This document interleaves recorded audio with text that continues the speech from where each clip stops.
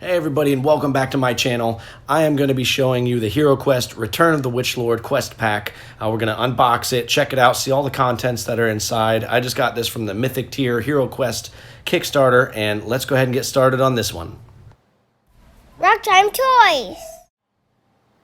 So we're going to check this Hero Quest Return of the Witch Lord quest pack that I got from my Mythic Tier expansion off of HasLab, who also made by Avalon Hill, of course, down here in the corner. This will be able to give you a good idea on if it's going to be worth your money and kind of show you everything that's included. I just kind of blindly bought it because I'm a huge fan of the game from back in the day. I knew that I was going to play through all the expansions and I wanted to get my hands on everything that they came with. But here's the back of the box before we open it up and jump in. It shows you all the contents that come inside: 16 miniatures, 8 skeletons, 4 mummies, 4 zombies, cardboard tile sheet, 2 dungeon doors, and 14 game cards. So here's just a quick look at all the pieces. I believe that you can pick these up on GameStop or any online retailer, maybe your local gaming store. So let's go ahead and get into the box here. All right, looks like the manual's right on top. And then quick reminder, if you haven't done so already, please don't forget to subscribe and hit that thumbs up button. It really helps me out. I will put chapters in this unboxing so that way you can skip through or past certain things. There may be a spoiler with the manual that I'm getting ready to look at here, but I'll try my best not to spoil too much or show too much of the maps. But if you want to, you can skip along to the next chapter where we're looking at the figures or the furniture or whatever it is that you want to do. All right, so we already saw the little alchemist shop section at the top. This kind of just is the rundown on how to play the quest and what to kind of expect. Starting and ending the quest, just maybe a couple of things on the right side here dealing with this particular expansion that you're getting ready to get into. Message from the mentor, and then right here we'll just look again, spoiler alert, just a little bit of the map here on the first quest called the Gate of Doom. Here's quest 2, the Coal Halls. I always like to flip through these books just out of curiosity to see how many quests you get. Kind of gives you a better idea on you know, how much bang for your buck you're getting. So this is quest 3, Silent Passages, Halls of Vision. I'm super excited. I actually haven't even gotten into the main game yet. I just started unboxing all this stuff recently and kind of taking a quick look at it, and I figured I'd post it on here for all to see. That way you guys can see what to expect if you were thinking about purchasing yourself. Here is the Forgotten Legion, quest 7, Quest 8, The Forbidden Caves. I have a feeling most of these quests and these expansions are going to be pretty tough because I'm almost positive you're supposed to play it after you finish the base game. So your characters should be pretty beefed up at this point. Here's Quest 10. Looks like, okay, so 10 quests in this particular one. Here's the conclusion. So that's quite a few quests for a expansion. I'm very happy about that. Here's your artifacts list. Again, a little map if you want to print that out on a copying machine or something and make your own, design your own quest. All right, let's go ahead and move on to what else is in the box here. So it looks like here's the game tiles. We'll pull these out. Looks like a throne room of some kind on the right, but we'll look at these little coffins or whatever on the left. I always like the detail that they put into this. They did a really good job.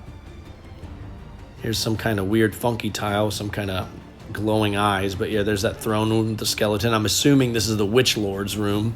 Then if you flip it over, you've got some kind of circular chamber, some hidden doors, nothing printed on the back. So this is basically what you get for your added tiles, plus whatever you have in the base game if you already have it. I think you have to play the base game or have the base game in order to play this particular expansion. Here's some of the miniatures or figures.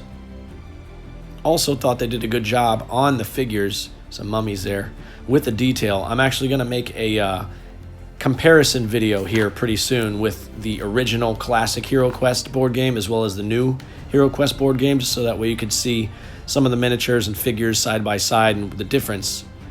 And yeah, they did an amazing job. So one of the differences with the new Hero Quest is that plastics are a lot more forgivable when you bend them, so they don't like snap. And but the one problem with that is sometimes when they come out of the box, they're a little curved or bent, but I think if you put a little bit of a heat gun or something on them for a second, or a blow dryer, I should say, and then warm up the plastic, and then you kind of just bend it back into place, it should go back into how it's supposed to be. But the places where you put these little miniatures, because they're so tight, sometimes they'll bend the plastic on you a little bit if they've been sitting in there for a while. Here's a close-up of the mummy. This is probably a painter's dream if you're into painting these miniatures, because the details on all these are so good. Let me kind of zoom in so you can get an even better look here. I mean, look at that. I pitted these, like I said before, up against the classic HeroQuest edition miniatures because I didn't know which one I'd like more, and honestly, I think I like the new one better than the classic because they just did such a great job and such an improvement on the quality of the miniatures and some of the cards, although I do love some of the old art in the original edition. So let me try to see if I can pull this out. There's that little sealed iron door here. And these are like almost like a thick plastic. They're not super heavy duty, but you can tell that they won't break very easily unless you really try, which is kind of nice, and they'll hold up for a long time. There's that little eye of, looks like Zargon or something right there in the center. So pretty well crafted. So that's basically it. I mean, all the rest of the figures inside this box are all the same. It's just you get a bunch of extras. So now we will move on to the cards that came with it. So let me slide off the little paper holder here. And we'll just kind of thumb through. Here's a quick look at the artwork on the back, the equipment cards and artifact cards, just so you can see the art. And then if you need to, just go ahead and pause the screen. I'll leave it kind of held up in front, that way you can read it yourself. But this is the Potion of Battle. These are all things that you can buy from the Alchemist's store. Potion of Dexterity.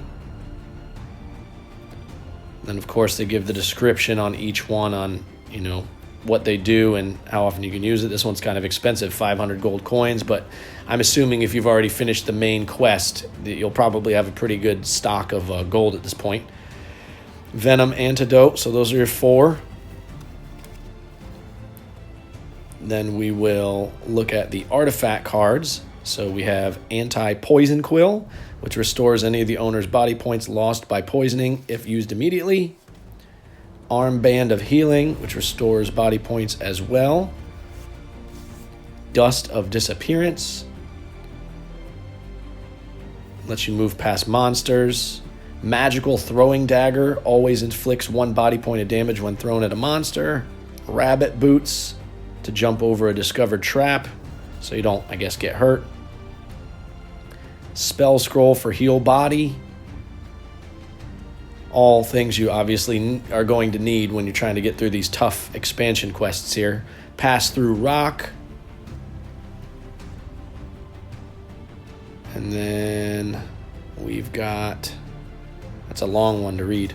Ball of Flame. I'm not going to read them all for you because I don't think you all want me to do that, but that's why I'm kind of holding them up here for a second so that way you can read it yourself or just pause the screen. Courage.